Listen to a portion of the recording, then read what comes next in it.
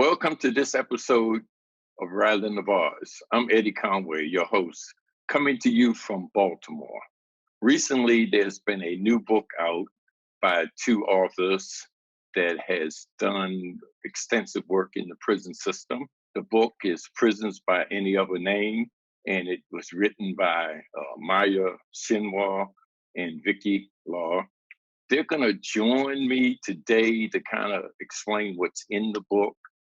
Basically, they challenging the idea that alternative to incarceration is better and represents some kind of reform, when in fact they're saying that's not so, that it continues the same oppressive system and it continues to uphold white supremacy. So Maya, Vicky, thanks for joining me. Thanks for having us on. Thanks for having us.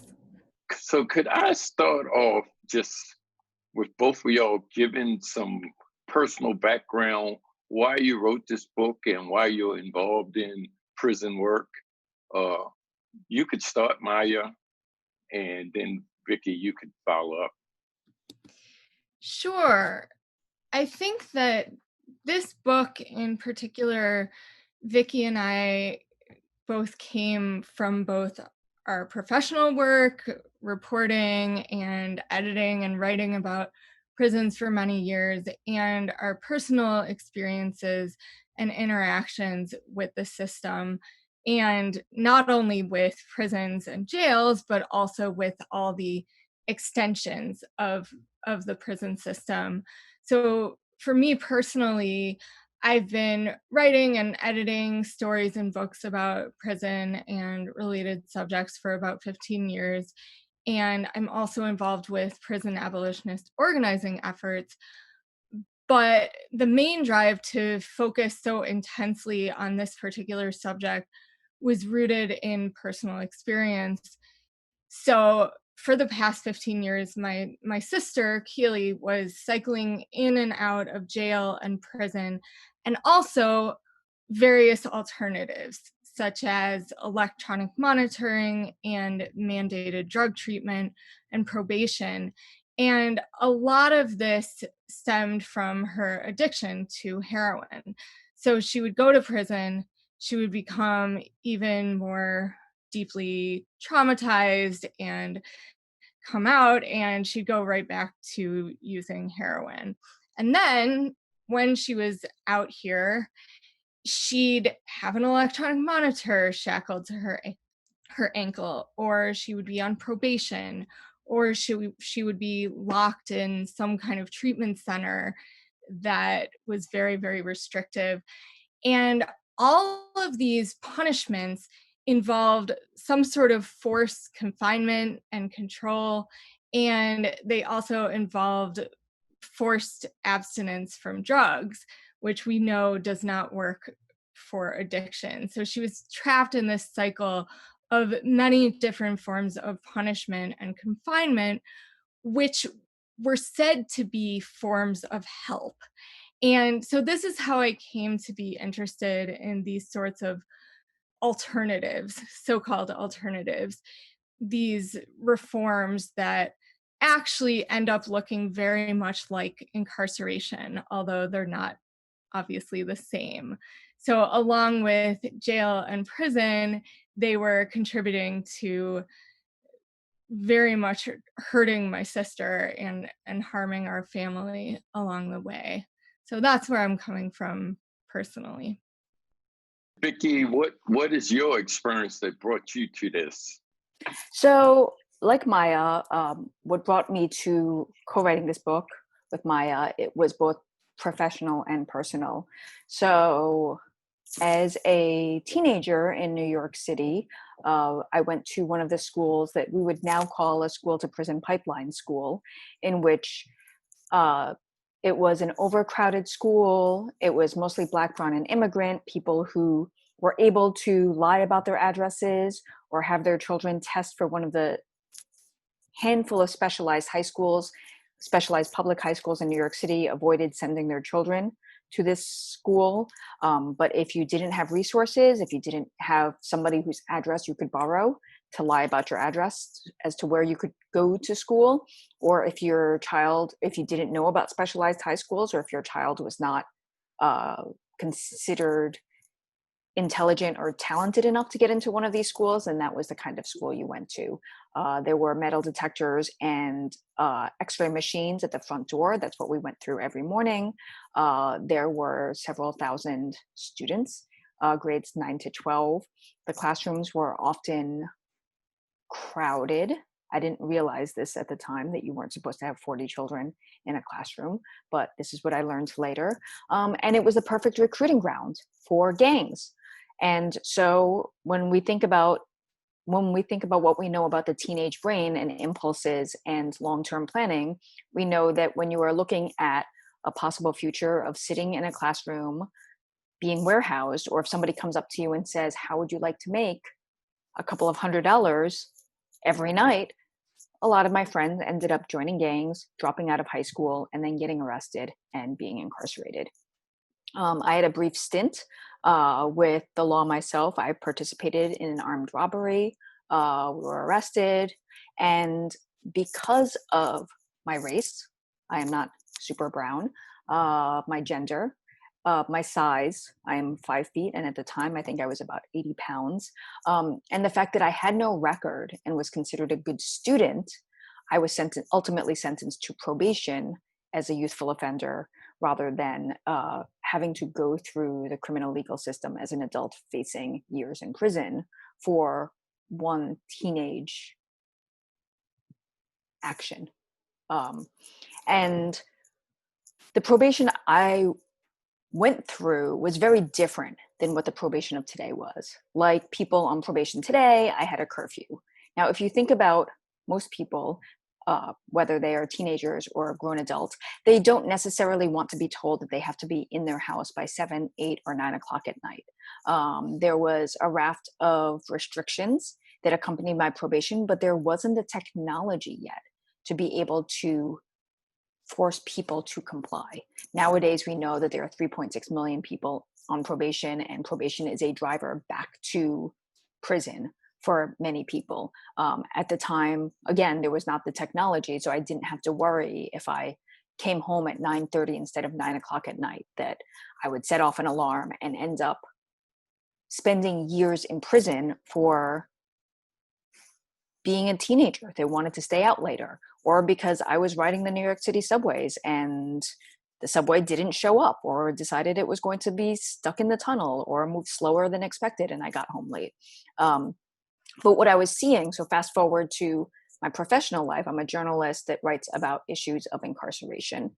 And I was seeing that there were increasingly ways in which people were proposing alternatives to incarceration that, instead of actually addressing why people were being criminalized, why people were being arrested, why people were committing violence and harm, if they were committing violence and harm, or why they were committing criminalized acts that did not actually harm anybody. So instead of addressing why so many of my friends joined gangs, instead these alternatives basically built different types of imprisonment and incarceration, and expanded the net of both racial and social control into our homes and communities. And these alternatives were increasingly being embraced as ways to decrease mass incarceration in physical jails and prisons, but not actually address underlying causes of why we rely on punishment and punitive systems to address what are basically societal failings. Maya, Vicky just brought up a good point, and you raised the point earlier about these alternatives. And I understand your book is suggesting that the alternatives is just a continuation of the prison system writ large. Explain, because so many people want their loved ones or their family members to not be inside behind a wall, behind fences. They want them to be in the neighborhood, in the house, even if they got to wear a bracelet, even if they got to stay near the house. So how is this worse or bad, or how is this making our community part of the prison system. Can you explain that? Yeah, absolutely. So I think one thing to clarify is that in our book, we're not arguing that electronic monitoring or drug court or any of these alternatives are worse than prison. Although a couple of the people we interviewed did say, well, I wish I would have just gone to prison because I would have gotten it over with when they're serving these very long probation sentences. But instead of thinking that way, because most people would rather be on monitoring, most people would rather be in a treatment center than prison, we're saying these should not be the only alternatives. It shouldn't be a bad cage and a worse cage. So I was very relieved when my sister was sentenced to electronic monitoring because it was definitely a better option than prison, but it was still a very, very punitive and harmful so-called alternative that ended up sending her back to prison, since the penalty for violating the terms of electronic monitoring is prison. So what we're saying is what should be happening, if we're really talking about forward motion, is we should be shrinking this giant carceral system. But instead, a lot of the prison reforms that we address in our book are expanding the system. Not only are some people who might have been in prison or jail put on monitors or in treatment centers or psychiatric hospitals, that's happening to some extent, but also the presence of these alternatives is allowing authorities to hand them out to people who otherwise would not be under any physical control of the state. So maybe people who are charged with or convicted of very low level offenses that otherwise might be released on their own recognizance, or the charges might be dropped. Instead, we see them being placed on electronic monitoring, placed on some sort of treatment oriented probation, all of these things. So it's actually expanding the system. And it's operating according to the idea that if we can't put people in prison, or if we're looking for an alternative to prison, we have to put them into some similar looking institution instead of actually addressing the root causes of why systems of policing and prison exist, which are built on white supremacy, built on capitalism. It's not addressing any of those things. So just electronic monitoring as an example, what's happening there has been a major expansion. So in 2005, there were 53,000 people on electronic monitoring. And recently, estimates have put it around 200,000, and that might have even increased as a result of people being released on monitors during COVID-19. And people on monitoring, it's this very restrictive system. People have to get pre-approved permission to go anywhere. And sometimes they're faced with an inability to do things like go to the ER or go grocery shopping for essential supplies. One of the people we interviewed said she was not even able to take her garbage out because it was at the end of the housing complex. And so we see it still operating in this way. And it's not just, of course, oh, well, I guess I can't go outside, but if I really had to, I could. It's, well, if you violate those terms, you could be headed back to prison. And in many cases, with both probation and electronic monitoring and also drug court, people actually see longer sentences if they violate those terms than they might if they had just been sent to prison in the first place. And when we look at these systems, these reforms, it the people who are criminalized hasn't changed. So it's not altering the system of criminalization. People targeted by monitoring are still Black and Indigenous people, other people of color, sex workers, drug users, trans people, disabled people. So it's perpetuating the same system. And we see that like I said earlier, it's widening the net of surveillance and punishment, bringing more and more people in. So when we call these reforms into question, we're not saying, oh, people should just be in prison instead. We're saying we want to shrink and eventually dismantle this entire unjust system. Okay, Vicky, because there's a financial component to this expansion of the prison industrial complex. And it seems to me that the electronic monitoring, the home monitoring, the ankle bracelets, the rest, all that stuff, the burden of finance is falling on the actual person that's using the particular system. So not only is the prison system expanding, but it's also charging the poorest part of the population to expand. Can you, Vicky, can you talk a little bit about that? Follow the money a little bit? Sure. So one of the largest corporations that supplies electronic monitoring bracelets or shackles is BI, which was bought by private prison corporation Geo Group, which is one of the largest private prison corporations in the world, back in the early 2000s.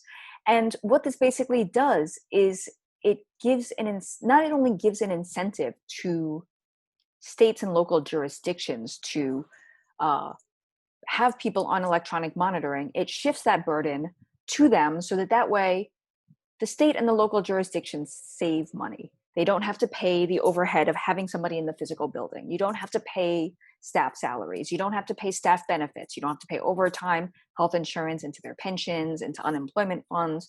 You don't have to pay for food. You don't have to pay water bills or electricity bills.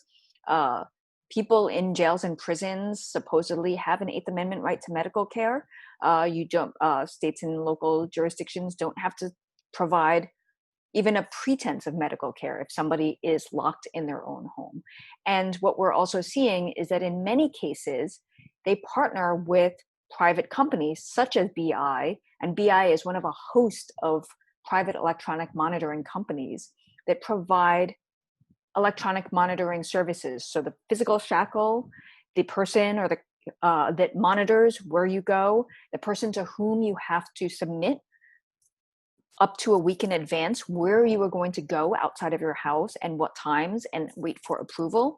Yes, you can go pick your child up from school. No, you cannot attend their school play. Yes, you can go grocery shopping at the store 3 blocks away. No, if that store has no toilet paper because everybody has bought all the toilet paper during the pandemic, you cannot go 2 blocks further and go to the next store to see if you can buy toilet paper. Yes, you can take your mother to her doctor's appointment. No, your mother fell down in the middle of the night, and if you go take her to the emergency room, you are out of bounds and we will send you to prison. So this is what the electronic monitoring company does, because they watch you through the GPS device to make sure that you are actually in your house when you say you are going to be in your house, and you are only at the place that they have pre-approved. And people are forced to pay either by the week or by the month for this supposed privilege of being incarcerated in their own home. One of the women we interviewed who lives in Indiana had to pay $115 a week for her electronic monitoring. She lived in a small town in Indiana. It was very hard for her to get work with an electronic monitor and suddenly a felony conviction. She then had to rely on her husband, at least she had another adult in the house who was able to work, to basically provide for all of the family's financial needs. And they had this sudden financial burden on top of them. And she was told that her sentence would not be considered complete. She'd been sentenced to X amount of time on this electronic monitor, but her sentence was extended because she had not paid her bill in full. So she was going to have to continue this sentence. And with every week that passed and every month that passed, another chunk of money was added to that bill. So basically, she was going to be sentenced in perpetuity for her failure to be able to pay. We interviewed another person in Olympia, Washington, who was told that if on the day that his sentence ended, he did not have the bill paid in full, he would just be sent back to the jail. And after he was released from the jail, he would still be responsible for this bill.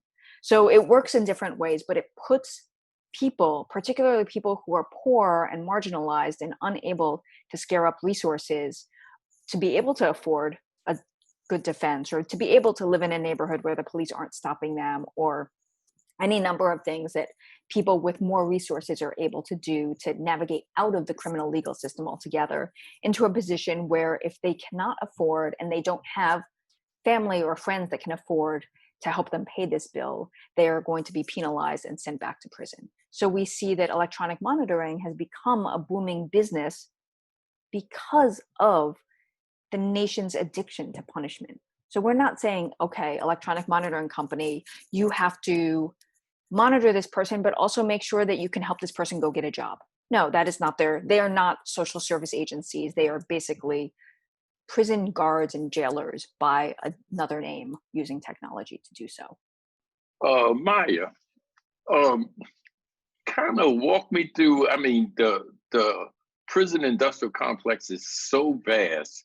It encompasses so many people, judges, lawyers, social workers, parole agents, police officers, correctional officers, you name it, bail bondsmen. How do you turn that around? How do you think in terms of shrinking a system like that when there's so many people that make their livelihood off of incarcerating people of color and people that are poor? So I think that we need to start from taking a step back and thinking about the whole thing as a system of criminalization rather than like looking at all of its different parts, even though obviously in our book we're documenting how large the system is and how many people are complicit in it, and thinking about, okay, what can we do that disrupts this entire system of criminalization as opposed to replacing each of those things one by one. And one of the things that we talk about toward the end of our book is that a lot of these systems that we're looking at, such as schools and the realms of the medical system and social work, these are realms that actually also produce good. Like they're not entirely a punishment system. They've just been drafted into the punishment system because it's so sprawling in this country and it infiltrates practically all of our institutions. And so we need to think about a radical shift in resources. And this is one of the things that the current movement to defund the police that's been organized by young Black abolitionists all over the country is pushing for, is this radical shift in resources toward life-affirming priorities. So we think about, okay, like, yes, there may be jobs lost if prison and policing goes away, but we can't keep these violent institutions that are actually enacting some of the largest acts of violence that our country sees because they produce jobs. And then instead we think, okay, what are all the other many priorities that this country is not fulfilling? And so we have to look at healthcare, mental health care, education, dramatically expanding these systems so that we're supporting everybody. The arts, recreational programs, programs for youth, housing. So expanding all of these things and really fueling an economy that supports people's survival, supports people in thriving. Those are the ways we need to be channeling our economy. So I think a lot of times the argument around jobs is brought up when a particular prison is going to be closed, and people say, hey, this prison supports this town. Like, we have to rally around this prison to save people's jobs, even though people's jobs are supporting mass violence. And so I think instead of that, we need to think, okay, why is there a town that is entirely built around a prison? And that's how people have to make their living. And so yeah, I think in addition to questioning the system of criminalization, we're actually questioning the entire economic system that this country is structured upon, and racial capitalism itself, really. Okay, Vicky, you can have the last word on this. Um, what do you suggest that the public, people that's concerned about the conditions in prison and outside of prison, what do you suggest that they could be doing? Well, there are a number of things they could be doing across the country. There have been growing calls to defund the police, and not just defund the police and put the money in some pot elsewhere, but shift resources into departments and agencies and institutions that actually help people's basic needs to survive and thrive. We just talked about this idea of job loss among prison and jail guards, but we have to think about the fact that across the country, because of COVID, we're seeing teachers, school counselors, medical staff, people who work in food industries, all being laid off or not hired to begin with. So we see job loss happening across the country. So this idea that only prison guards or jail guards should be exempt from job loss really doesn't help promote public safety. So people can get involved in organizations that work around prison justice and prisoner rights. And then on a personal level, they can also say, well, what can we do to promote safety? So if people one of the things about policing in prisons is that it shrinks our collective imagination as to how we can actually promote our own safety, and how do we actually prevent violence from happening or address harm. And instead we end up relying on calling 911 for everything. And so it means that instead of getting to know our neighbors and figuring out like, well, what are ways in which we can support each other through things like everyday life, and now everyday life is a pandemic, what are ways in which we can start to build community so that when problems come up, starting small and perhaps branching out into bigger things, we can actually support each other. So how do we support each other in getting food, finding medical care, not leaving our house if we feel sick so that we don't spread COVID, and perhaps doing things that help people survive in this moment. Maya, Vicky, thanks for joining me. Thanks so much for having us. Oh, it was great to speak with you. Us, Ivy. Yeah, thank you. Okay. And thank you for joining this episode of Rattling the Bars.